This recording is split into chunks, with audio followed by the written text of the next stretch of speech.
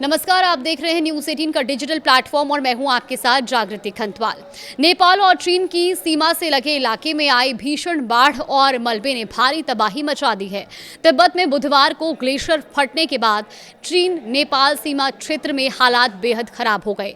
बाढ़ और मलबे की चपेट में आने से बड़ी संख्या में लोगों की मौत हुई है, जबकि सैकड़ों नहीं बल्कि करीब 1300 से ज्यादा लोग अब भी लापता बताए जा रहे हैं। दोनों देशों के अधिकारियों के मुताबिक अब तक 160 से ज्यादा लोगों की मौत की पुष्टि हो चुकी है। लापता लोगों में बड़ी संख्या में विदेशी पर्यटकों की मौजूदगी है और इनमें कुछ लोग ट्रैकिंग के लिए इस इलाके में पहुंचे थे तो कुछ हिंदुओं के पवित्र स्थलों की यात्रा पर थे। हालात की गंभीरता का अंदाजा इस बात से लगाया जा सकता है कि नेपाल में मौत का आंकड़ा लगातार बढ़ रहा है। नेपाल पुलिस के मुताबिक गुरुवार शाम 5 बजे तक 8 जिलों से कुल 359 शव बरामद किए जा चुके हैं। नेपाल पुलिस के प्रवक्ता अभि नारायण कफले ने सोशल मीडिया पोस्ट के जरिए इन आंकड़ों की पुष्टि की है। आंकड़ों के मुताबिक रसुआ से 17, नुवाकोट से 28, दादिंग से 33 और चितवन से 132, गोरखा से 30 और तनहू से 22, नवल परासी पूर्व से 82 और नवल परासी पश्चिम से 15 शव बरामद किए गए हैं। फिलहाल पुलिस, सेना और दूसरी राहत एजेंसियां प्रभावित इलाकों में लगातार बचाव अभियान चला रही हैं और कोशिश है कि बाढ़ और मलबे के बीच फंसे लोगों को जल्द से जल्द सुरक्षित बाहर निकाला जा सके। लेकिन सबसे बड़ी चिंता अब भी लापता लोगों को लेकर है।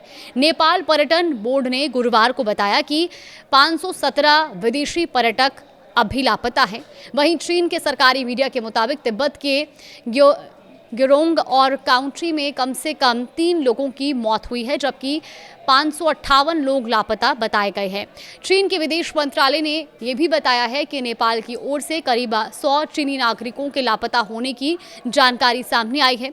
अब आपको बताते हैं कि अलग अलग देशों के कितने नागरिक अभी लापता बताए जा रहे हैं। तो नेपाल पर्यटन बोर्ड के मुताबिक अमेरिका के 65 नागरिक लापता हैं, जबकि मलेशिया के 51 लोगों का अभी तक कोई पता नहीं चल पाया है। यूक्रेन के विदेश मंत्रालय के मुताबिक उसके 53 नागरिक लापता हैं, तो वहीं 46 विदेशी पर्यटकों का नेपाली अधिकारियों से पूरी तरह संपर्क टूट चुका है।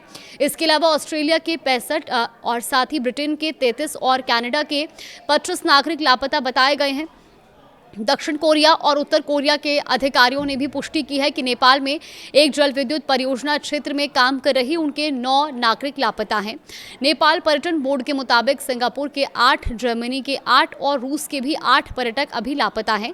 वहीं दक्षिण अफ्रीका की 6, साथ ही लातविया के 6 और जापान के 5 नागरिकों के लापता होने की जानकारी सामने आई है। यानी ये आपदा सिर्फ नेपाल और चीन तक सीमित नहीं है। इस त्रासदी में कई देशों के नागरिक प्रभावित हुए हैं और बड़ी संख्या में विदेशी पर्यटकों से अब तक संपर्क नहीं हो पाया। फिलहाल सबसे बड़ी चुनौती राहत और बचाव अभियान को लेकर है। अधिकारियों के मुताबिक अभियान युद्ध स्तर पर जारी है, लेकिन खराब मौसम, दुर्गम पहाड़ी इलाके और तेज बहाव के कारण बचाव दलों को काफी मुश्किलों का सामना करना पड़ रहा है। नेपाल और चीन दोनों देशों की एजेंसियां स्थिति पर लगातार नजर बनाए हुए हैं और लापता लोगों की तलाश की जा रही है। अगले कुछ घंटे बेहद अहम हैं, क्योंकि राहत एजेंसियों की कोशिश है कि ज्यादा से ज्यादा लोगों तक पहुंच बनाई जाए और जो लोग अभी भी फंसे हुए हैं उन्हें सुरक्षित बाहर निकाला जा सके।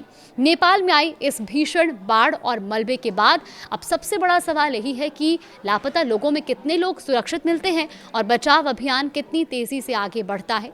हम आपको इससे त्रासदी से जुड़ी और भी कुछ अपडेट आएगी तो जरूर साझा करेंगे। फिलहाल आप जरूर बताइएगा कि अगर आपकी भी जानकारी में कोई नेपाल गया था तो क्या वो सुरक्षित है, हमें कॉमेंट बॉक्स में जरूर लिखें।